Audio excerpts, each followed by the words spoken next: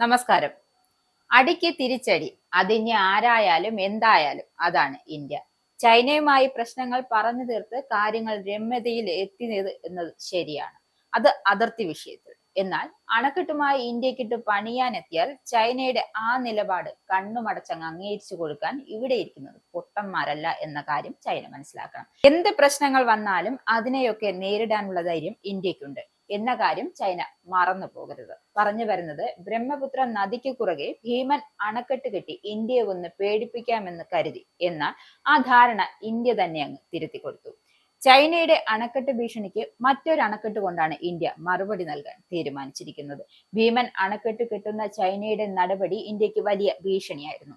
അണക്കെട്ടിലെ വെള്ളം മുന്നറിയിപ്പില്ലാതെ തുറന്നുവിട്ടാൽ വടക്കു കിഴക്കൻ സംസ്ഥാനങ്ങളിലൂടെ കടന്നു പോകുന്ന ബ്രഹ്മപുത്രയുടെ തീരങ്ങളിൽ വലിയ വെള്ളപ്പൊക്കവും കെടുതികളും ഉണ്ടാകുമായിരുന്നു. ഈ ഭീഷണിയെ മറികടക്കാൻ ബ്രഹ്മപുത്രയിൽ മറ്റൊരു കൂറ്റൻ അണക്കെട്ട് നിർമ്മിക്കാനുള്ള നീക്കത്തിലാണ് ഇന്ത്യ. ഇക്കാര്യമാണ് കേന്ദ്ര സർക്കാർ ഇപ്പോൾ വ്യക്തമാക്കിയിരിക്കുന്നത്. അരുണാചൽ പ്രദേശിലെ ദിബാങ്ങിലും പുതിയ അണക്കെട്ട് നിർമ്മിക്കുക. കേന്ദ്ര പൊതുമേഖലാ സ്ഥാപനമായ national hydro electric power corporation NHPC ആണ് അണക്കെട്ട് നിർമ്മിക്കുക. ഇതിനായി 17,069 കോടിയുടെ എസ്റ്റിമേറ്റ് തയ്യാറാക്കി ആഗോള ടെൻഡർ വിളിച്ചു. ദിബാങ്ങിലെ അണക്കെട്ടിന് 278 മീറ്റർ ഉയരമുണ്ടാകും. ഇന്ത്യയിലെ ഏറ്റവും ഉയരമുള്ള അണക്കെട്ട് എന്ന റെക്കോർഡും ഇത് സ്വന്തമാകും. ചൈനീസ് ഭാഗത്തുള്ള അണക്കെട്ടിൽ നിന്നും തുറന്നുവിടുന്ന അധിക ജലത്തെ തടഞ്ഞു നിർത്തി നിയന്ത്രിതമായി നദിയിലേക്ക് ഒഴുക്കിവിടുന്നതിന് വേണ്ടിയാണ് അണക്കെട്ട് നിർമ്മിക്കുന്നത്. അണക്കെട്ടിന്റെ നിർമ്മാണം 2032 പൂർത്തിയാകാനാണ് ഉദ്ദേശിക്കുന്നത്. 2880 മെഗാവാട്ട് വൈദ്യുതി ഉൽപ്പാദിക്കാനാവുന്ന വൈദ്യുതി പദ്ധതിയുടെ ഭാഗമായാണ് അണക്കെട്ട്. കഴിഞ്ഞ വർഷം പദ്ധതിയുടെ ഭാഗമായി പ്രധാനമന്ത്രി തറക്കല്ലിട്ടിരുന്നു എങ്കിലും പിന്നീട് ഇതുമായി ബന്ധപ്പെട്ട പ്രവർത്തനങ്ങൾ ഇഴഞ്ഞു നീങ്ങുകയായിരുന്നു. കഴിഞ്ഞ ജൂലൈയിൽ ടിബറ്റിൽ ബ്രഹ്മപുത്രയ്ക്ക് കുറുകെ ഭീമൻ അണക്കെട്ട് നിർമ്മിക്കുമെന്ന് ചൈന പ്രഖ്യാപിച്ചതോടെയാണ് ദിബാങ്ങിലെ വൈദ്യുത പദ്ധതിക്ക് പെട്ടെന്ന് വേഗത വർദ്ധിപ്പിച്ചത്. ഇത്തരം കാര്യങ്ങൾ ഒരു വശത്ത് നടക്കുമ്പോൾ മറുവശത്ത് ഇന്ത്യയും ചൈനയും തമ്മിൽ ഒന്നിക്കുമ്പോൾ സാമ്പത്തികമായി വലിയ നേട്ടങ്ങൾക്ക് കാരണമാകും.